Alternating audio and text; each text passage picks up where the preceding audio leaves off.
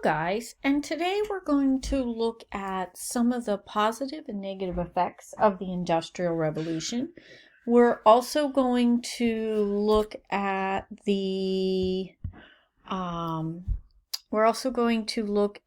economic theories that come out of the revolution. So let's begin looking at the Industrial Revolution. So remember, the Industrial Revolution begins in Britain, but it's going to spread quickly around the world. We're going to see a dramatic change, and this change takes 100 years, and you're going to go from a rural society to an industrial society. If you look, you've got clean skies, and here you have the industrial city in the background, just as you did with your urban game. One of the things that's going to dramatically happen is within countries, you're going to have an increase in wealth and differences between have and have nots, even within cities and local areas. But it's also going to go globally, where you are going to have countries that have and countries that have not. So let's look at some positive effects of Industrial Revolution. One, we talked about when Britain industrialized first, you had a labor supply. Well, the Industrial Revolution does create jobs. People don't need to farm, but they do find jobs in other areas. Nations that industrialize first become wealthy, and we're even seeing today, as nations industrialize, they also increase their wealth. Standard of living for people increased during this period. People are able to afford housing, they're able to afford clothing. You're beginning to talk about leisure hour. You do have the development of healthier diets that develop as more goods and products are available. Educational opportunities expand. One of the things we talked about is when you move children out of the factory, where do you need to go? Well, we put them into schools. And one of the things, as you become even more industrialized, you need a more educated workforce, and you're increasing technology, progress, and invention. We've only seen this speed up in the Industrial Revolution. I mean, just look at Mrs. Keating. When I was born, you had a record player, and then I've had an 8-track, and then I've had a cassette player, and then I had an iPod, and then you have an iPod Shuffle, and then you have an iPod phone. So it's completely changing over and over and over again and increasing. However, there are negatives that develop. Some of them are still around today. You're going to have a wide gap between industrial and non-industrialized nations. Perfect example is looking at the United States and comparing it to Haiti. Haiti is one of the poorest countries in the United States. It never industrializes. Another thing is your factories are going to demand raw material. Coal for the steam engine, iron for the steel. You're looking at cotton for the textile mills. I mean, everything. And a lot of these things, you're going to go to your less developed countries for those. Also, your poor countries, their factories, their manufacturing sections are going to be destroyed because they become a market for goods. I can mass produce cheap goods. They are able to buy those goods. So your countries, your less developed, not only become a place for resources, that they also become a market, we're going to move into the new unit, imperialism, which is going to these European nations and Japan and the United States these industrialized nations, I should say, are going to begin to take over the world. So we saw the challenges posed by the Industrial Revolution. One of the new studies that comes out of the Industrial Revolution is the economics. Economics is the study of the supply, the distribution, consumption, basically how goods are produced, distributed, and consumed. That's when we talk about economics, that's what we're dealing with. Economics will also be looking at how humankind fares. Now, what's going to happen during this time is you're going to have an argument. You're going to have, should we let factory owners decide this? Do we need more regulation?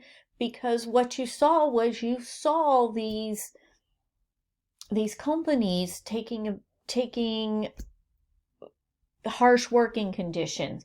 You're seeing this going on, so they begin to look at it, and you get people beginning to theorize.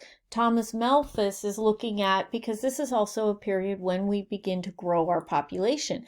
As people are not dying, our population begins to grow because we have better health, you're going to have better food, access to better sanitation, sewage systems develop. So Thomas Malthus believes that you're going to outstrip your food supply. And he's going to be saying we need to have some population control. You're going to have another man, David Ricardo, who is going to believe that the reason that workers have children is for income, so that you shouldn't raise income because that would only encourage. So you have all these ideas coming out. Well, in the 19th century, it kind of comes out of the Enlightenment. You get Adam Smith, and Adam Smith writes a book, The Wealth of Nations. It's actually very interesting. It's 1776 when The Wealth of Nations comes out, the year that the Declaration of Independence was signed. And during that period, government was interfering in the economy. And Adam Smith is saying, no, you need a policy of laissez-faire, which means if the government interferes in the economy, it actually hurts the economy. Let the owners of industry and business set the working conditions. Because in this, if you let this happen, if government stays out and you have economic liberty, you're going to have economic progress. He also believes that people work in their own self-interest. For example, if it's going to rain, you're going to sell umbrellas. If you live in a cold environment, you're going to sell snow shovels. So people they're not going to sell bathing suits because people don't want bathing suits. So you're going to have them working in self-interest so it will meet their needs. Competition. Adam Smith believed that competition brings about better goods, better things for people. It's going to lower the prices for people. It's going to make people choose a better quality good and to let the law of supply and demand. You've learned about this law of supply and demand. When supply is high and demand is low, prices are low.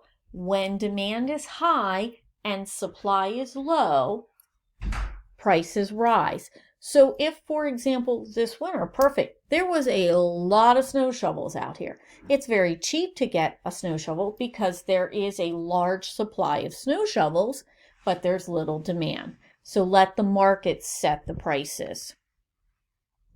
So this is going to develop into the idea, especially Adam Smith, he's considered the father of capitalism, but David Ricardo and his Iron Law of Wages also serve as the foundation of capitalism, which is an economic system which the factors of production, which we talked about earlier, are privately owned and money is invested in the business ventures to make a profit. So basically in capitalism, consumers decide what's produced because they'll either buy it or not buy it, and you have private ownership of the businesses.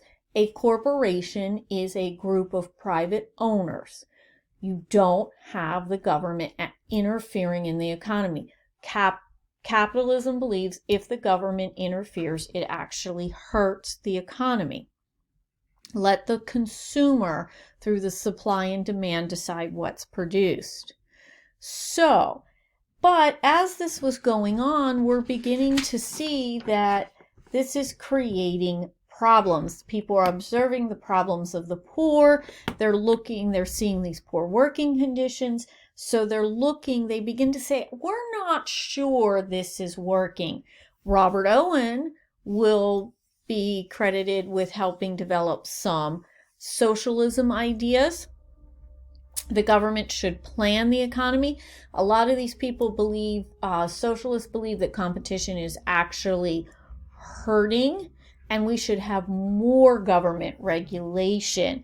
But you're going to get somebody named Karl Marx, who is going to be the most influential, and he's going to take it even more radical. He said you can't really rely on the socialist. Government interference is fine, but you really, these horrific conditions need a revolutionary approach. So Karl Marx writes two famous books. The Communist Manifesto he writes with Friedrich Engels, and he writes Das Kapital. And he's believing that history is a conflict between the oppressed and the oppressor. And what happens is that conflict will eventually lead to a dominant group. So what he sees happening is you have two groups, the bourgeoisie, which he puts as the factory owners, and the proletariat as the workers. The bourgeoisie to him are the parasites, they are the bloodsuckers. The proletariats, the workers, he believes will rise up and unite and overthrow the bourgeoisie, the capitalist, in a violent revolution. Okay? This is going to be a violent revolution. It is the idea that you are going to have no private ownership. You're going to have no private property. Government is going to have complete control. Everything is owned and operated for the people, and they are completely equal. A doctor earns as much as a ditch digger. It is complete socialism. And the idea is that his idea has never come to fruition. People call, because you've never had a purely communist, because first of all, it's supposed to be a worldwide revolution. Second, once this worldwide revolution, you have a period where you learn, it's called dictatorship of the proletariat, and then eventually government, you won't need government anymore. The most famous quote, as I said, workers of the world unite. Marx's theories failed, and communism fails because what Marx failed to understand is ideas, for example, like nationalism. He thought that economic factors, people identified themselves more of worker than, for example, I'm German. Because he didn't take into account, one of the reasons it's failed is economic factors do not dominate society. There's racial issues, there's ethnic issues, there's religion issues. Everything is going that. The other reason is he expected that gap between rich and poor to widen. But one of the things that happened is you get the development of labor unions and you get government regulation that begins to address the issues. And as a country becomes more industrialized, they begin to fix these issues. What you see in countries that are developing today, that are in the beginning of industrialization, they're facing many of the same problems that occurred when countries first industrialized. I will tell you, we have never had a purely capitalist country. We have never had a purely communist country. These are economic theories that were put in practice, but there are conditions that affect both of them. Thank you for listening.